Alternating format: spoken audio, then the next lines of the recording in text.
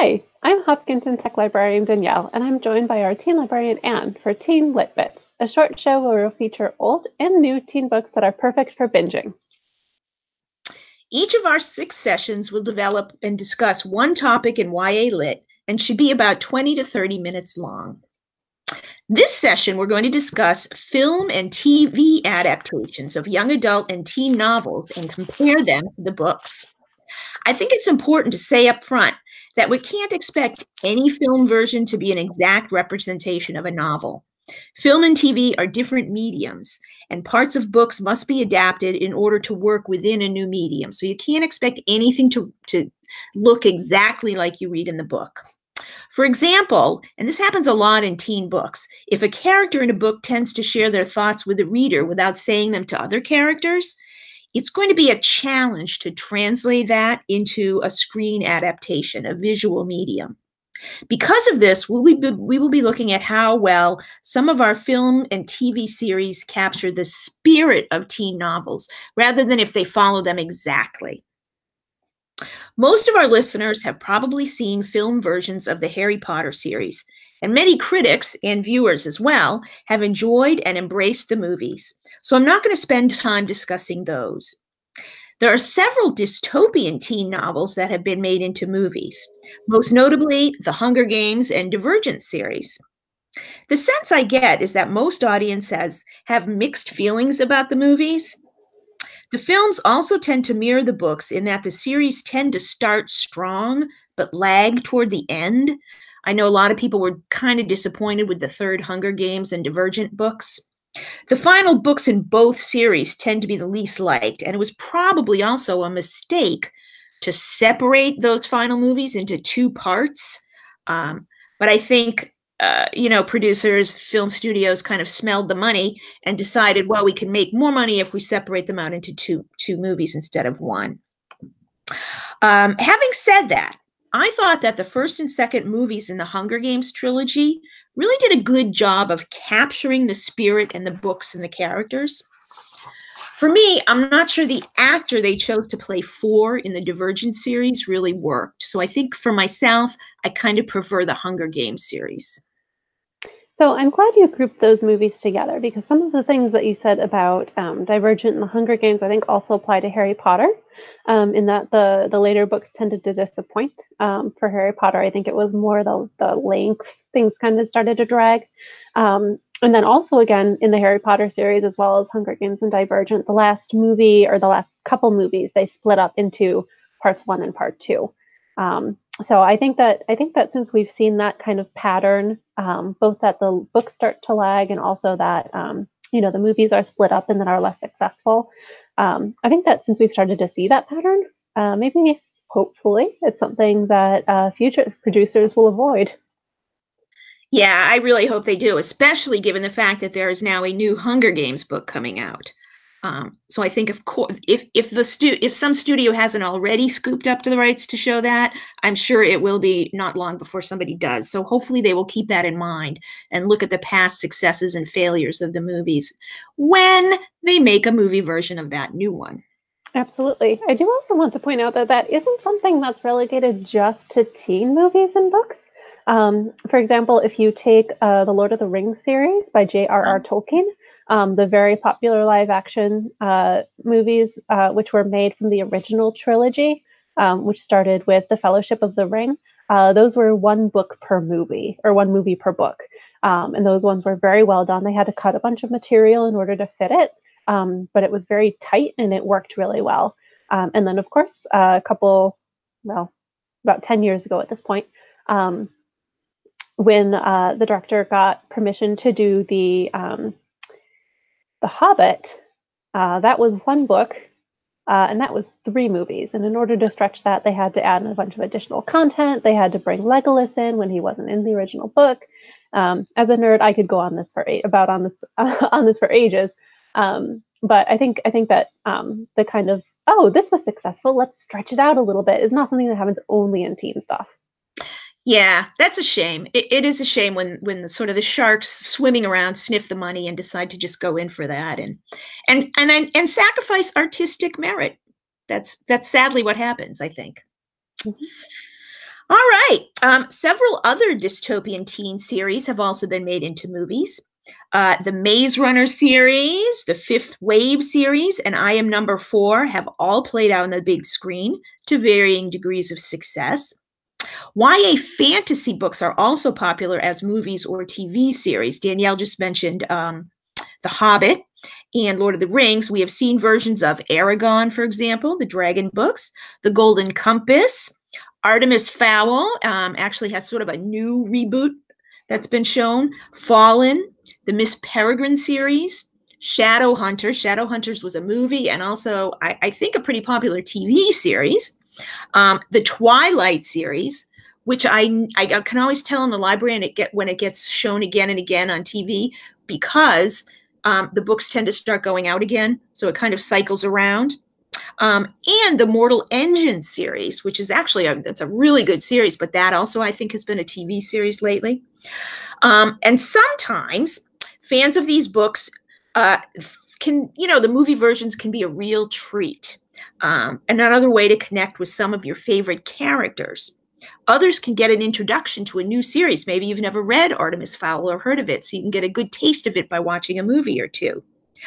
For me, personally, I often find fantasy on film to be a bit of a letdown because I think fantasy authors, if they're doing it right, they tend to create such a rich universe within their books that it often just doesn't translate well to the screen. Although I think Lord of the Rings did make an exception. I will agree with you there, Danielle, that was really superbly done.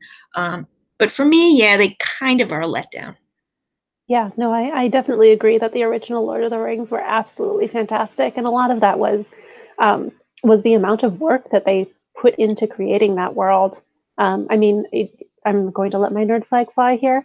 I know that a lot of the props that they used were handmade. So like all of the swords and all of the armor that the orcs were wearing were handmade by professional weaponsmiths and armorsmiths. And I think that really came out in the movie. And as a huge fantasy reader, I think that that degree of detail is something that is in fantasy books, and that it doesn't always translate well to the screen for a couple of reasons. One, because there's so much to it.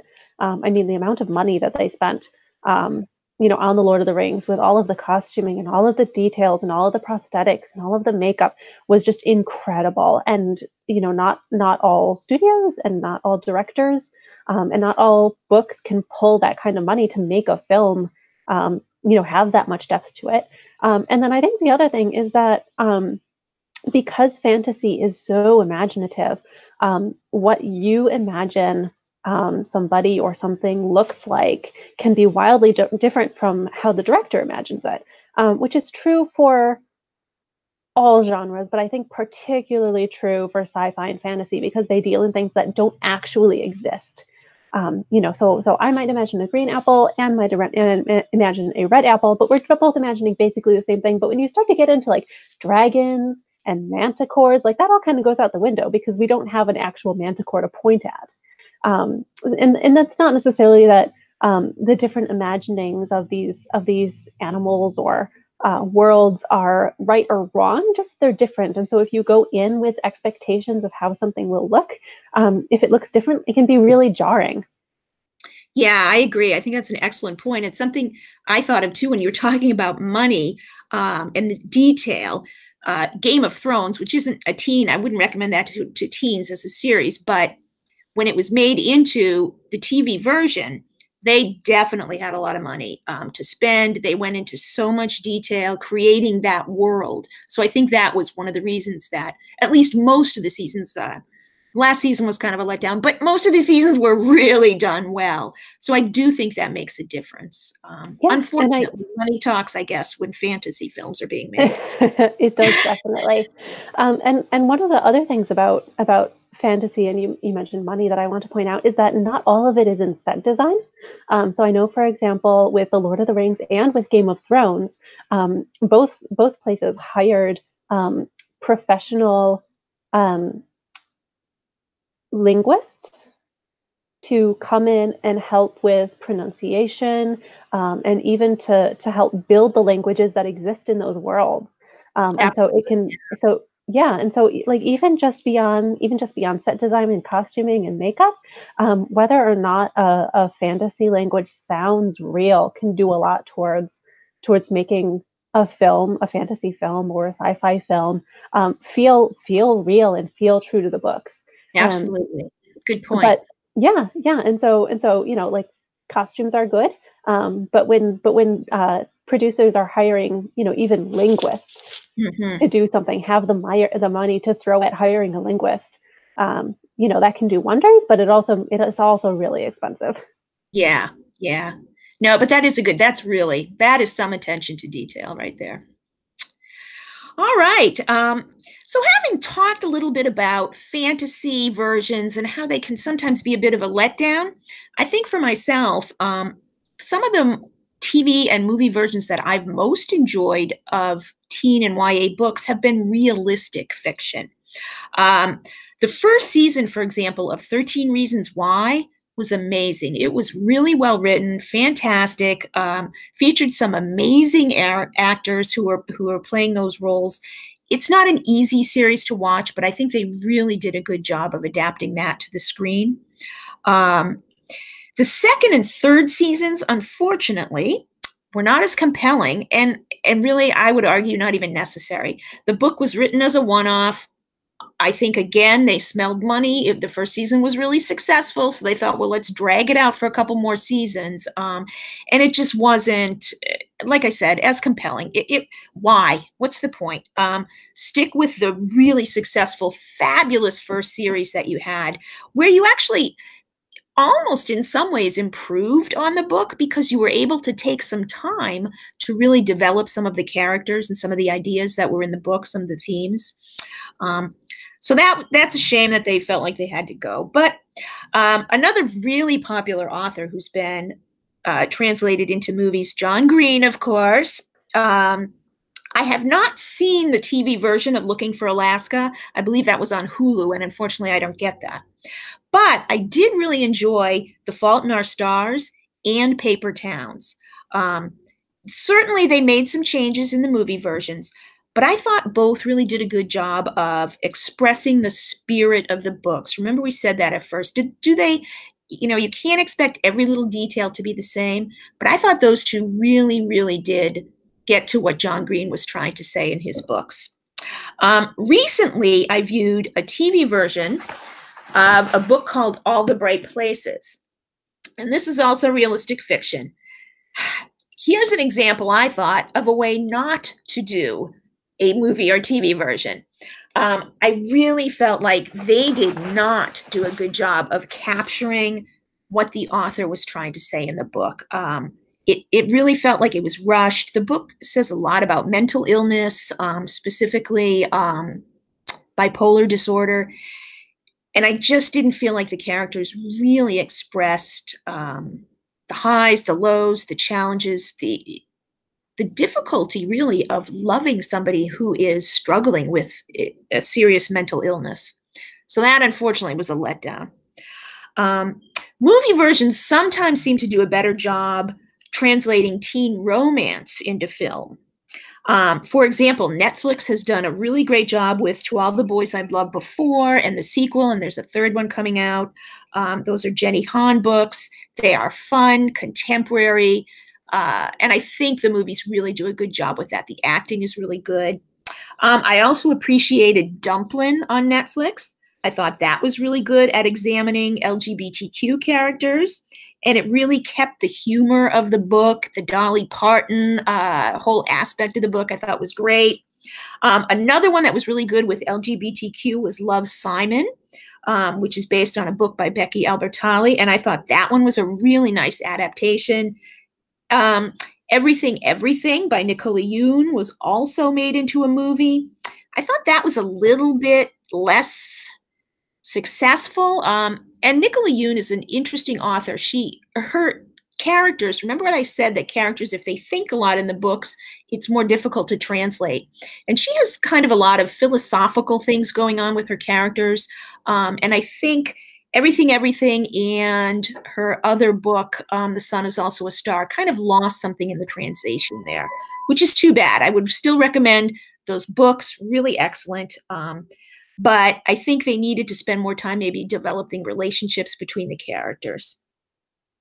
Other realistic fiction contemporary YA books that have been appeared as movies are The Hate You Give, which actually was a pretty good adaptation. They changed a little bit, but pretty good. Speak, that was made a while ago, which is a fabulous book. And actually, that features a young Kristen Stewart, who later starred in all the Twilight books.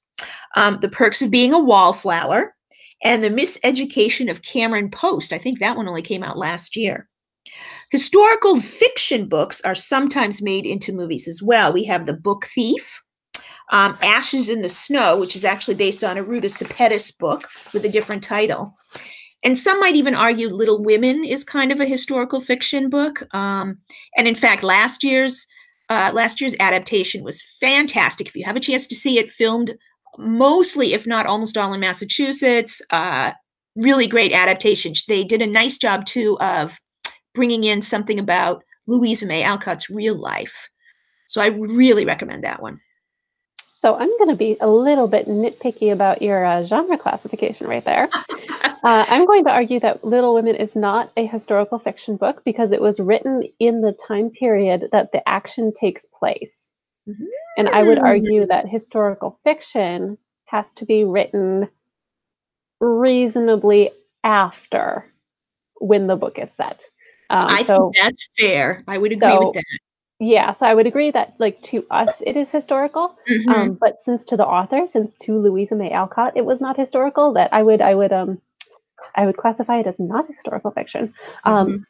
On the other hand, I think you could argue that the recent film adaptations are historical fiction because the director of those movies is taking this historical artifact and then making a movie about it. So that's just me being picky. Also, I want to add that the Little Women adaptation that just came out, in addition to being filmed mostly in Massachusetts, it also features Emma Watson, who's a wonderful person. I just adore her. And who you may also know from Harry Potter as Hermione. Honestly, I'll watch anything that she's in. Yeah, it was a nice adaptation. That was very good. Finally, I want to mention some upcoming film and TV adaptations to keep an eye out for. And this one I'm really excited about, but also have a few trepidations because it's fantasy being turned into TV series. So keep in mind some of the things that we talked about with the translation of fantasy into screen versions. But they're making a version of Leigh Bardugo's books. And Leigh Bardugo is one of my favorite YA authors. And this is going to be a combination of her trilogy and her duology.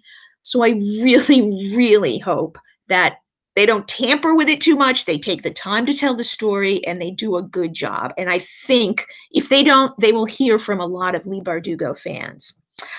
Some other versions that I've heard that are in the works: Children of Blood and Bone, fabulous book. Stargirl, which came out a while ago, but this movie is out. The Wicked Deep, The Knife of Never Letting Go by Patrick Ness. A Very Large Expansive Sea, which is really good. That's very good contemporary. And Long Way Down by one of my favorites, Jason Reynolds. And apparently, now here's that was the good news. This is sort of the bad news. Apparently, Love, Simon is going to become a TV series. So they have not learned their lessons from 13 Reasons Why, I guess. So they're going to capitalize on the popularity of this book, which was, again, a one-off. So we'll see what happens with this series. I don't know. Again, I have my doubts. So that was our brief discussion of YA books versus movies. In our next session, we will be discussing teen lit from a variety of angles, including some of the history of teen lit, common themes, some classic YA books. Are there books that people think should be taught in schools? So we're just going to look at it from a variety of ways. You can find us on Facebook, Twitter, and Instagram on the library's social media pages. Be sure to like and follow us to get notifications about all of our LitBit videos, as well as lots of other cool stuff we have. And of course, if you want more Lit Bits, join our YA Lit Bits group on Facebook for all of our videos, as well as links to our question box and fun polls. Thanks for joining us, and happy reading, everybody.